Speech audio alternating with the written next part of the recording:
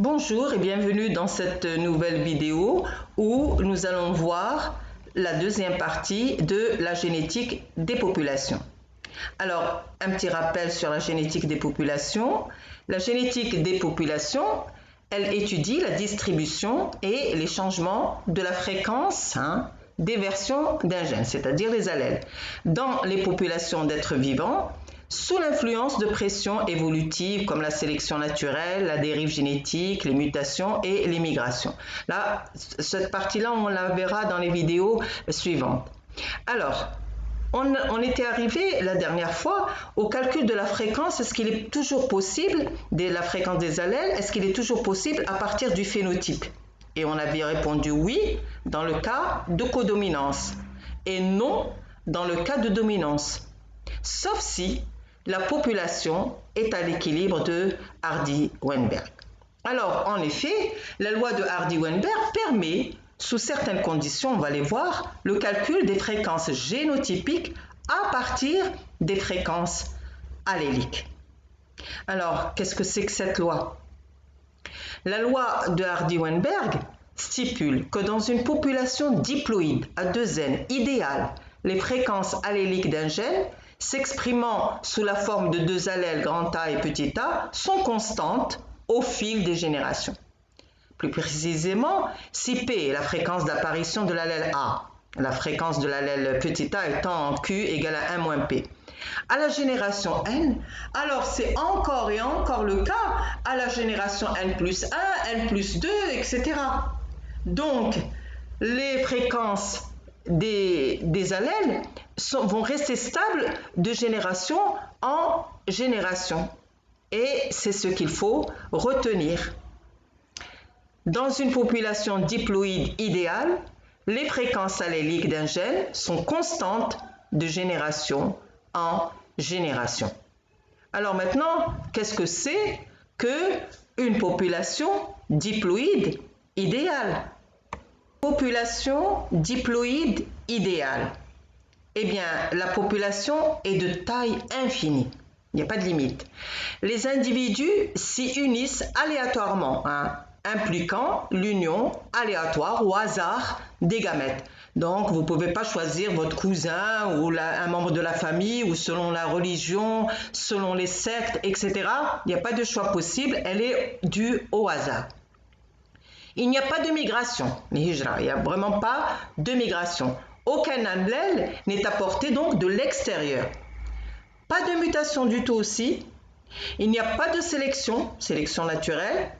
Et les générations sont séparées, ils ne se chevauchent pas. C'est-à-dire, donc, on n'a pas une génération F1 qui va aller épouser une génération P, c'est-à-dire une génération parentale. Ce qui précède. Oui, c'est un résumé.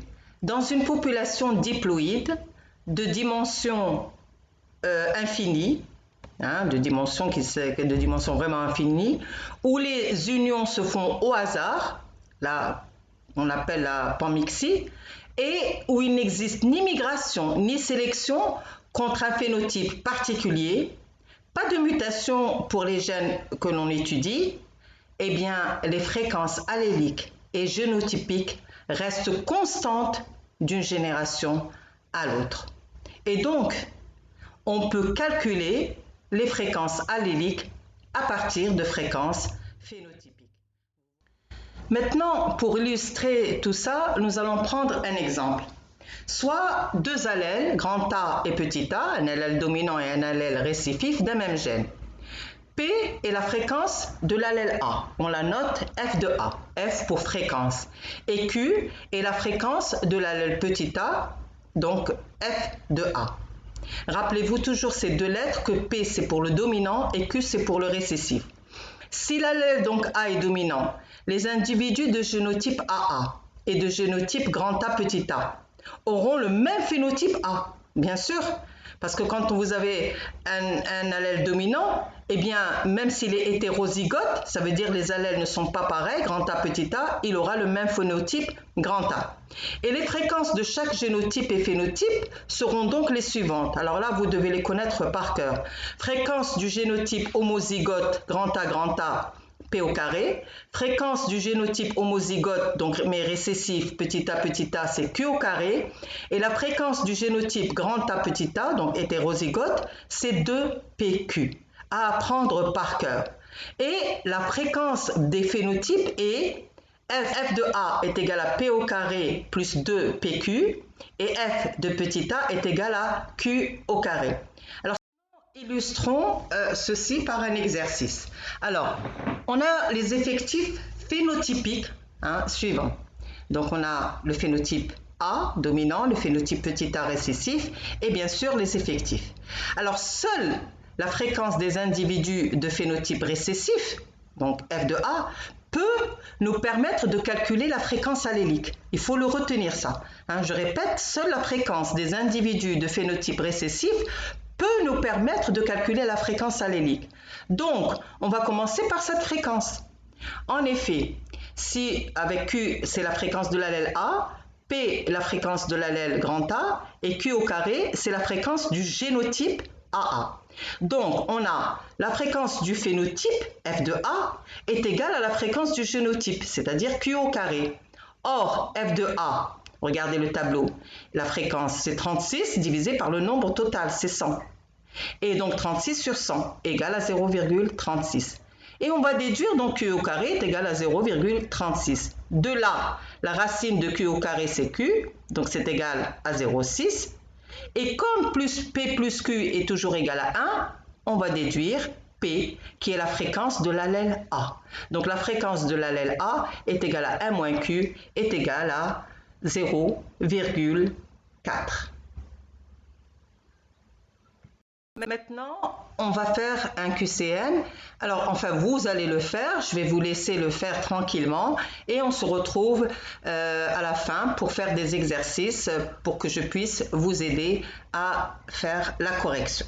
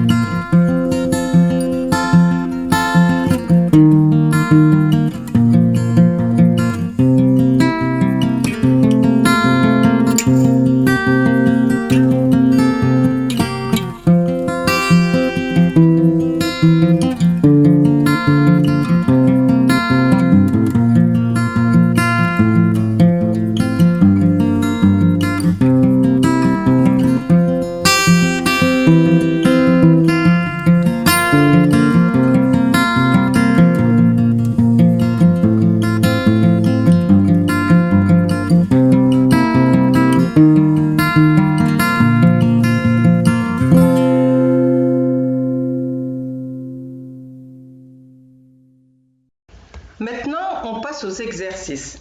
Alors, chez la race de moutons rambouillés, ce sont des moutons, la couleur de la laine est contrôlée par deux allèles. On a un allèle dominant B, codant pour la couleur blanche, et un allèle récessif, petit b, codant pour la couleur noire.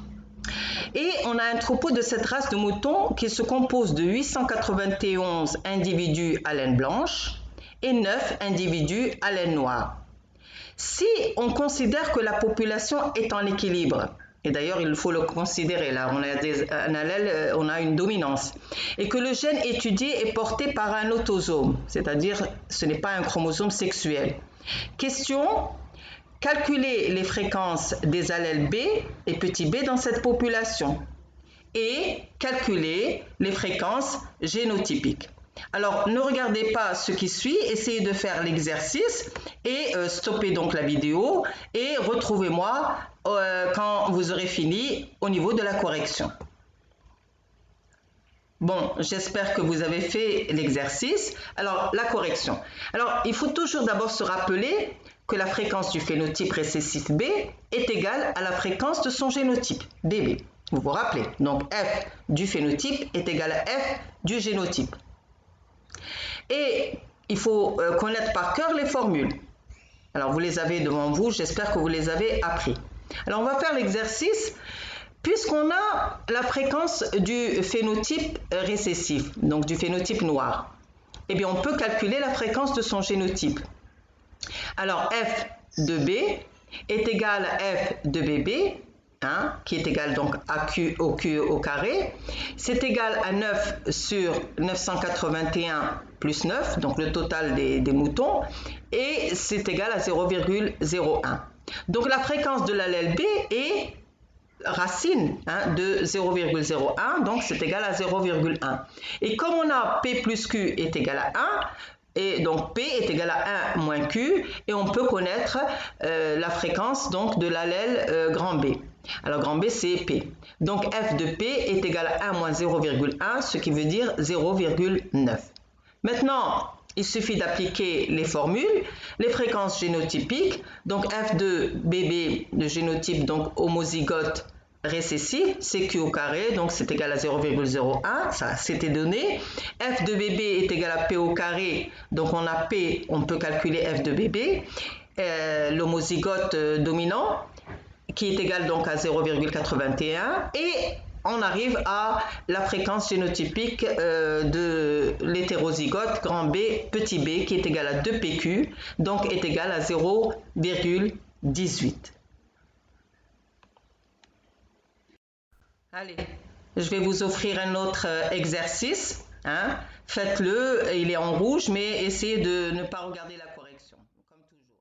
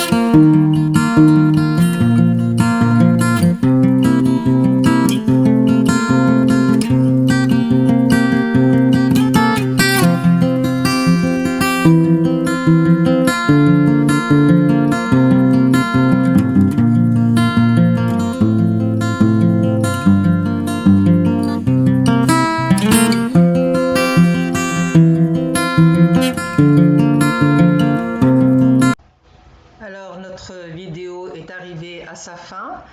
Je vous dis au revoir et à bientôt. Mais auparavant, je tiens à vous annoncer que dans la partie 3, les vidéos suivantes, nous verrons comment calculer les fréquences des allèles liés au sexe et le test du Ki2, bien sûr avec cours, QCM et exercices corrigés. Et ensuite, dans les parties 4, 5, 6 et 7, les mutations, les dérives génétiques, les migrations, la sélection naturelle. Alors, toutes ces mutations, dérives génétiques, si vous vous rappelez, ce sont les exceptions qui ne doivent pas être dans une population idéale. C'est-à-dire qu'une population idéale ne doit pas subir de mutations ou de dérives génétiques, de migration ou de sélection naturelle. Alors, partagez la connaissance. Si vous avez compris, il ne faut pas être égoïste, il faut partager avec ceux que vous connaissez, vos amis, etc. Comme ça, eux aussi, ils puissent préparer l'examen. Allez, au revoir et à bientôt.